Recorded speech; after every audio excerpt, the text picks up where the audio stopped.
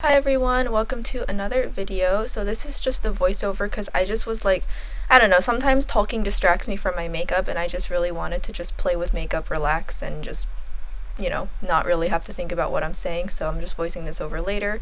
My skin was looking kind of gnarly, so I'm starting off with my green color corrector. As usual, this is my favorite one. I know there's a new version of this with cats on the packaging, and I am heavily debating buying it again, which I know is stupid, but also cats, what can I say? I'm then going to start applying my under eye brightener. This is probably my favorite one in my collection. I'm always looking for a better one. I'm not so sure what color I should be using to correct my under eyes. I feel like I've tried every color on the planet with limited results, but anyways, that's what that looks like. I really wanted to have a clean matte base today because I was planning on doing some graphic eyeliner.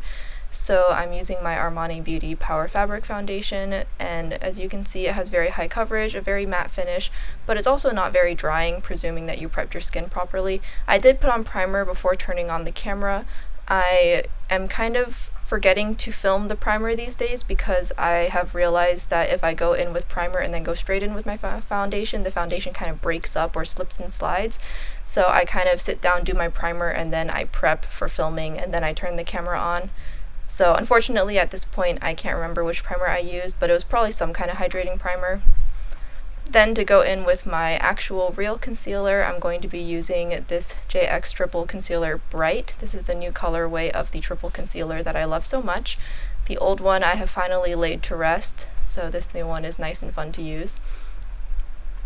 I like that I can actually utilize all three colors and mix and match them together depending on the color of my foundation, since all of my foundations in my collection are of varying different tones. I really want to do a swatching all my foundations on my face video sometime in the future.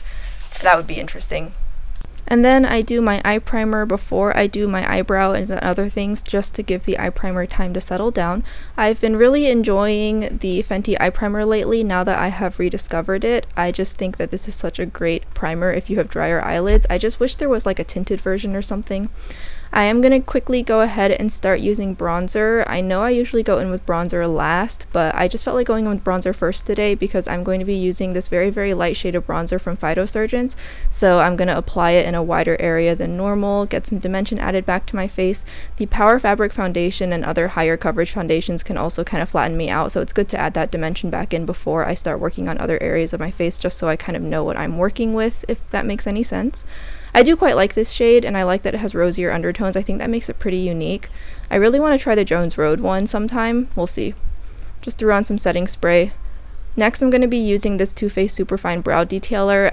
It was either this video or a very subsequently filmed one that I finally ran this all the way down, so as of my voicing over, I have run out of this and used it up completely, and I'm pretty sure it's being discontinued, so I don't think I'm going to go ahead and rebuy it. I don't usually like to buy high-end products full price anyways, and I personally right now really like the Espoir Brow Balance, but just using up the last of this, and then after that going in with a brow pen to add in the individual hairs, especially on that left eyebrow there where, as you can see, I need to trim my eyebrow hairs, so the eyebrow pencil I drew far above my actual eyebrow, so I'm just going to use the brow flick to really help to kind of correct any disparities that are there.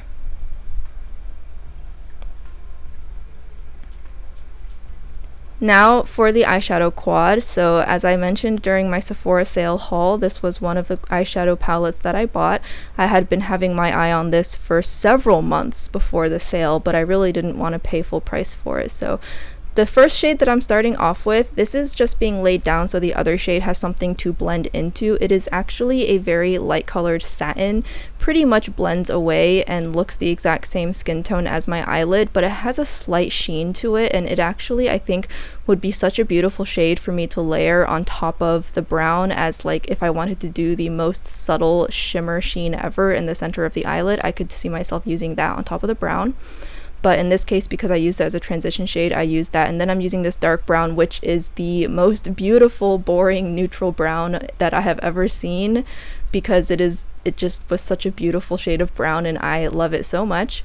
So I think you guys can see for yourself, if you've watched any of my other videos, that this brown would just elicit so many positive emotions in me. And I love this shade of brown, and it is beautiful. It also just looks absolutely gorgeous on the lower lash line. It just contours my lower lash line perfectly. I really just don't have enough good things to say about this particular shade of brown.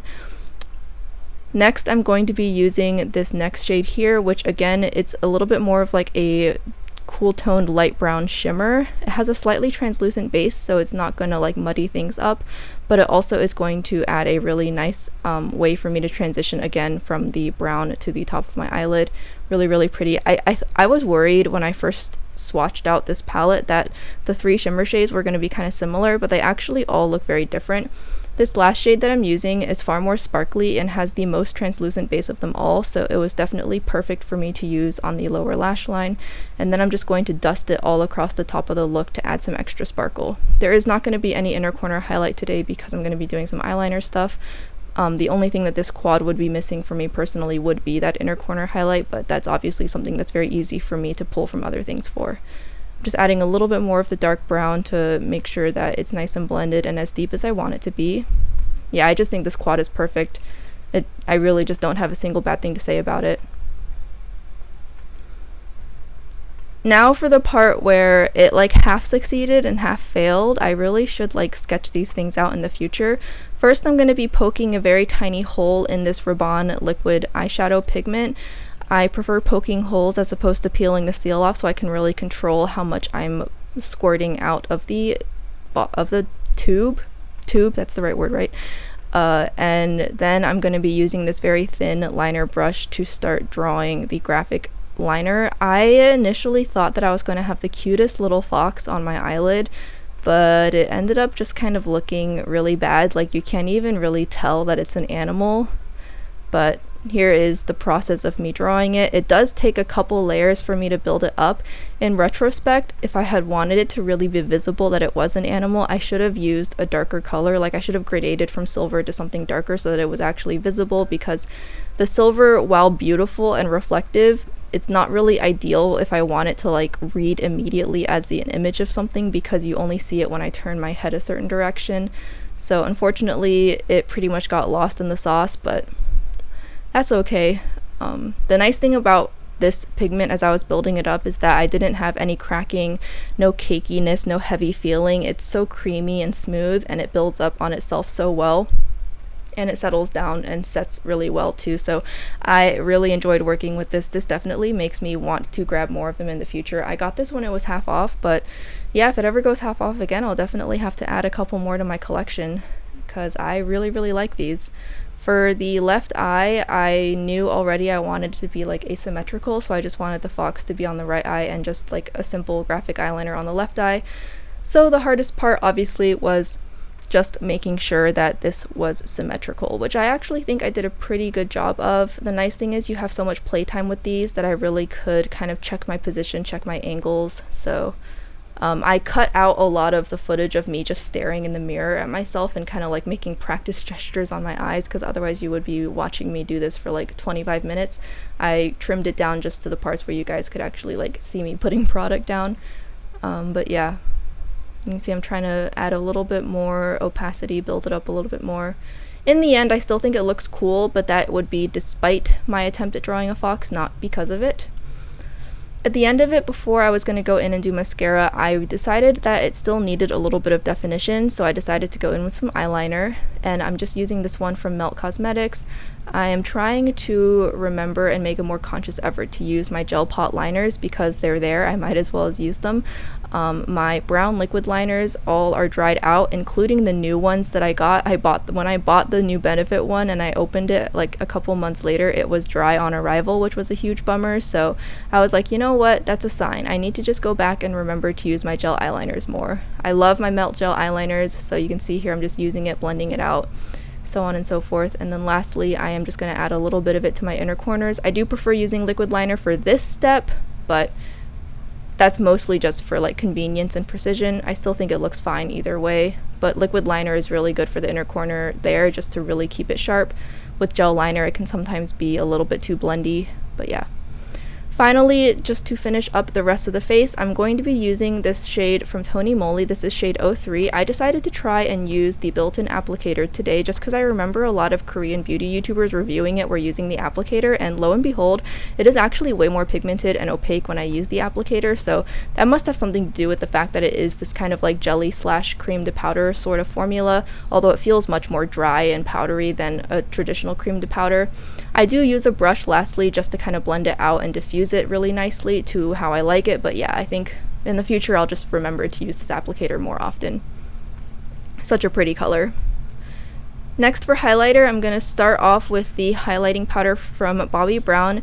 This is a permanent shade, it just so happens to be limited packaging, so if you guys wanted to get this, you can totally get this in permanent packaging. I think it may even be available in a mini in some retailers, which is cool. So it's pretty soft. It's Bobbi Brown, but it is a really nice color, but I still wanted to amp it up a little bit, so I'm going to layer How Many Carats on top. This is my favorite layering highlighter to use when I want a little bit more glitter, when I just want a little bit more dimensionality. So as you can see, I'm just going to quickly top off my highlighter with it. I also am going to go ahead and tap this on the center of my eyelids just for a little bit of added glow, and then of course this is also a favorite nose highlighter for me. It's really not like a super big difference, but it's just a little extra something. And that's how the makeup's looking so far. Really happy. Just gonna add another layer of setting spray. It was very, very humid the day I was filming this. Like the humidity was literally sitting at like 85 to 90% because it had just rained. It was so nasty. So I am gonna throw on some setting powder now that all is said and done. And because my skin is, been very dry lately, I'm just going to be using my favorite Kogendo Brightening Moisture Powder. It's just definitely a powder I've been using a lot of lately. Now the last part, the lipstick. So I'm going to start off by using a lip liner to overline my lips as always. Romand definitely makes one of my favorite lip liners just because of the fact that it can also correct and conceal and brighten hyperpigmentation around the mouth, which is a very common thing that I and many other people struggle with. And I find that Korean lip liners are really good at concealing and brightening it, and in a way that Western lip liners don't. This is a new thing. This is a new lip product that I got. I featured in one of my recent YesStyle hauls, and as you can see, it is such a beautiful color. It's very hard to describe. Like a cool. It's almost a cool red, but it's more of like a very blue toned pink, but it's very dark. It's dark, but it's not super vibrant, so it still reads as a very wearable lip color. Very, very beautiful. I absolutely love this. So here is the finished look. Hope you guys enjoyed this so far. I did do a talking portion at the end just to summarize my thoughts on the products I used, so I will be moving into that shortly. You will be going back to past me filming with the end of the look. Okay, so I finished the makeup look. I probably, in the future, I really should have a piece of paper out where I at least practice the line work I want to do before I go and freehand it on my eye, because I was initially trying to make it look like some kind of fox, but it doesn't really even read as an animal, so my bad on that part. But I still think overall I had a really fun time using all of the products featured. This YSL quad absolutely has my heart. The shades went on so nicely and they're just so pretty. They are nothing special, but they hit every single note out of the park. The brown matte in this palette is much more powdery. All the shades in this quad are much more powdery than the Dior one that I used in a previous video.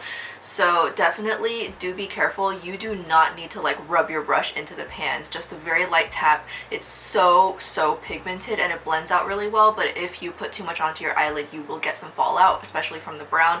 The other three shades feel like they would look similar, but they actually all are different. I absolutely love this stupid little quad. They really, YSL was they were on top of their game when they made this, and I wish I could get, this makes me want the other quads now that I know the formula is probably going to be good, but the colors in the other quads just didn't speak to me the same way that this one did. I am over the moon, so happy with this one. It's definitely going to be kind of a new daily option for me. I'm going to be kind of into this for a little while. I'm so fixated on this right now. I love it so much. And then the Rabanne Color Shot Cream to Paint Metallic Liquid Shadow. It is much thicker than the About Face ones. It comes out in a blob, and it's like if you make a little like Sunday scoop whipped cream kind of shape with it, it will hold the shape. So it is much thicker and it doesn't flow, and it's not quite as, and it's nowhere near as thin as the About Face ones. And so I felt like it was a lot easier to manipulate. It felt a lot softer and creamier, and so it felt smoother. I was layering it on my eyelids, and there's no cracking or drying, which I noticed the About Face eye paints, if I use them like thick liners or paints, they can start to crack past a certain point. This just looks really, really nice. Like, and it was so easy for me to manipulate. You get plenty of playtime, but once it sets down, it also sets down. So like I would just put little globs onto my paper towel and just kind of work off that, like treat the paper towel as a palette.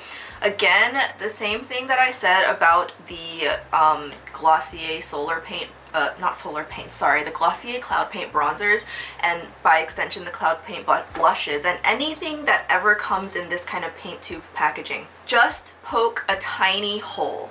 You do not need, especially for a eyeshadow, you definitely don't need to be making giant, you don't need to tear off the entire seal.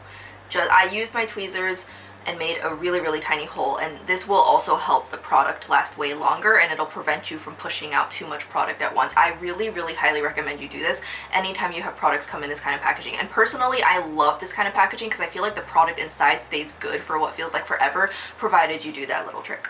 And it just makes it so much easier to control the amount. I actually think that these Tony Moly blushes, the pigment is a lot better if you actually do use the built-in applicator. So for once, the built-in applicator on these is actually pretty good. Like, I'm actually kind of shocked. So these definitely are, I'm so happy that I have these two. I kind of want the third shade, but I'm also just kind of happy having these two. I think the third shade I didn't get because it kept being out of stock, but I do really, really like these. The Espoir tint, it is a little bit slippery and a little bit difficult to control. It kind of reminds me of the Peiliee Ink Velvet tints in that regard, where I felt like I was having a difficult time controlling it. I didn't wipe any product off on the neck of the bottle because I just wanted to see how how well it works if I don't remove any product. Because for example, the Rabanne Dewy Full Water tints and Blur Fudge tints, you don't actually need to wipe off any product. It dispenses the perfect amount. But things like the Zero Velvet tints, you kind of sort of want to do that. This, I definitely will be wiping product off on the bottle the next time that I use this because it dispensed way too much.